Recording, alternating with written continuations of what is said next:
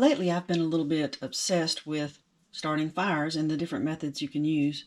And today I'm going to show you another homemade fire starter that you can carry along with you that makes getting your campfire started much more easily. I've already shown you how well jute works in catching a flame or spark to start up a fire. But the problem with jute is that it's consumed so quickly that you have to be pretty quick with the rest of your tinder and your wood to get that fire caught on up, or use a ton of jute. Now, I found a way that you can extend that flame and it not be consumed so quickly, and that is by coating it in wax. Now, what you can do, you can coat either single strands of the jute with the wax.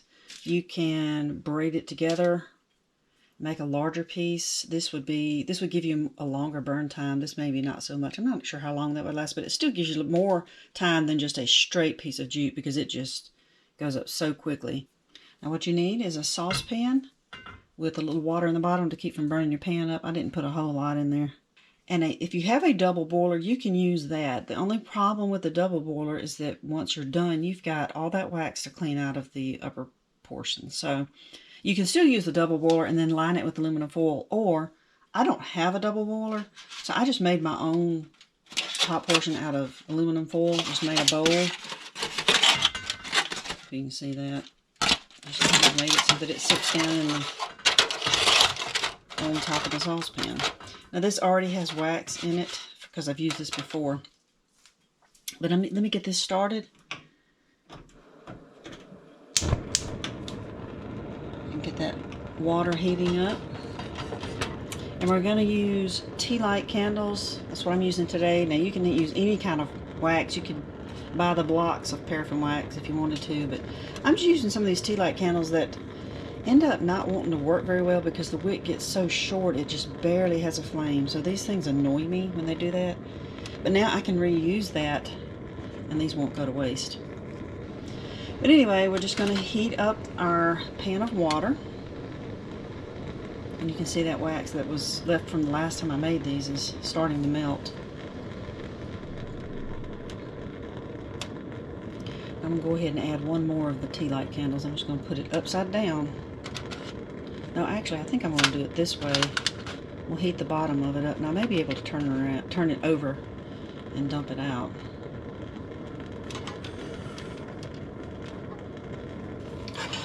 While that's melting, you go ahead and grab you a set of tongs, chopsticks, anything to work with that jute once it's in there. Now just, if you use the method that I'm using with the aluminum foil that doesn't have the double boiler below it, you have to be real careful not to puncture it with the corners of your tongs, and maybe you have some better ones than this, because then all your wax will run out and into your water below.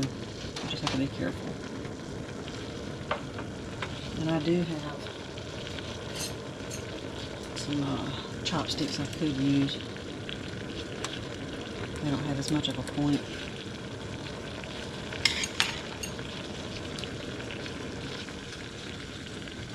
I'm going to see if that has melted enough.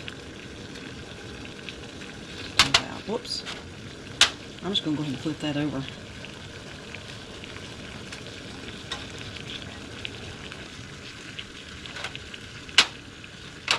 Alright, just pull that out of there.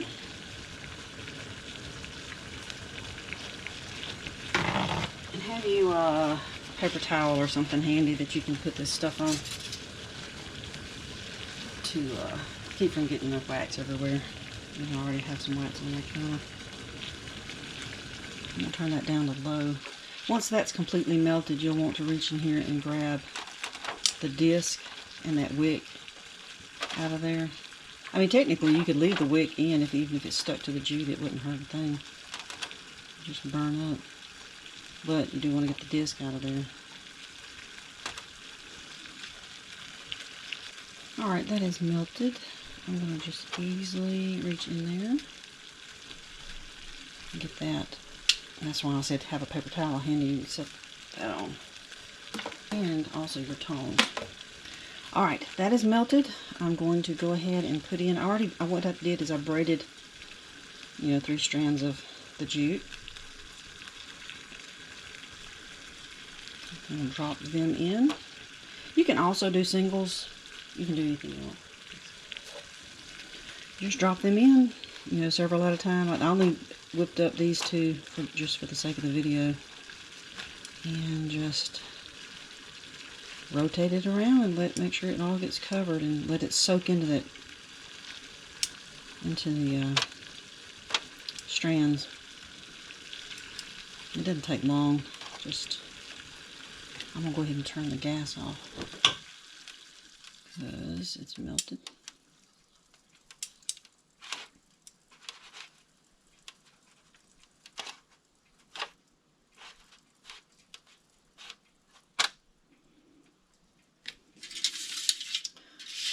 Alrighty, and once you feel that it's fairly soaked in, just take them out, and you need to set them on either a piece of aluminum foil, which is what I have done, or maybe parchment paper. I don't know if it would stick to that or not, but it seems like the aluminum foil works pretty well for this. While that is still melted, I'm going to drop in a few of the singles. Now, I know that you can buy jute in various widths or diameter. In the store, this is generally the size that I find. I think you can get some online that are thicker if you would wanted more of a rope type. This has been sufficient for me, though. Well, this is what I already had at the house. I wasn't going to buy any more.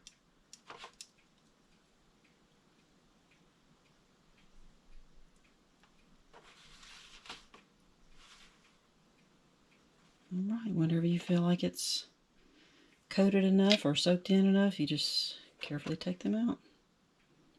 I really need to use a different type of tong, I guess, because that's got a point on it. I'm afraid I'm going to puncture that aluminum foil, lose my wax, and make a mess. Alright, so then what I do, I just set it on this aluminum foil and let it dry. Alright, let's go fire some up. Okay, I'm going to be using, you can use a lighter, and it would light this very easily. But today, just because it's fun, and I've been enjoying using it, I'm going to use my knife and my ferro rod. What you want to do is fuzz up one end of it. So you'll have to break some of that wax loose. That's just so it'll catch a spark easily. Now, I guess with a lighter, you probably wouldn't have to do that. I mean, you can if you want. Okay, so here's what I'm going to do. You could just set this down and start throwing sparks at it, but if you hold this behind this edge where you scrape the rod, just hold that to the back of it, like this.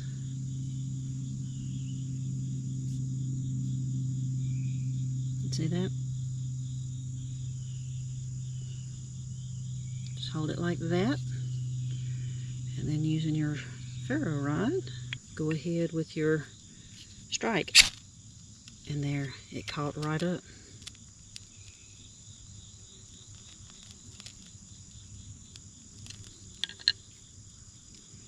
May take a couple tries, but it will catch. And now with the wax on there, you have extended your time to get your fire caught up really well. I think we'll leave it there and we'll see how long it will burn.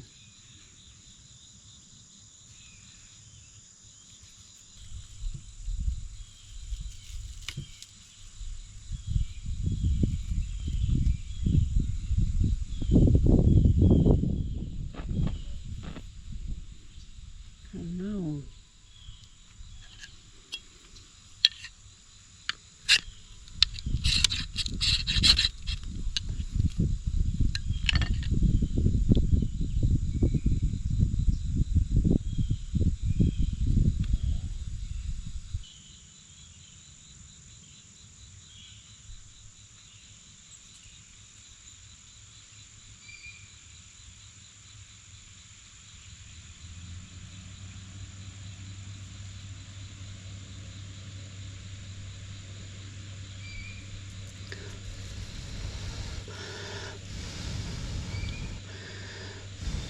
Alright, the flame is pretty much out on this.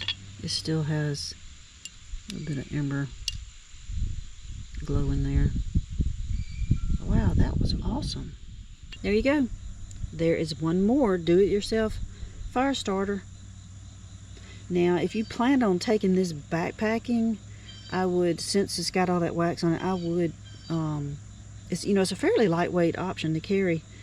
Works well, but you would need to be sure you pack that in something that if it got heated up, that it wouldn't melt on your other items in your backpack. So I would say just wrap it in a small piece of aluminum foil. That's pretty lightweight, just to keep it from, if it got too hot, to keep it from running anywhere. I wouldn't suggest storing this in your vehicle unless it is not in the summer or the hotter parts of the year, because it would probably melt. Alright, well, if you enjoyed this video, give me a thumbs up. That helps my channel. Subscribe if you haven't, and hit that notification bell if you want to be notified every time I put out a video. And I will see you later.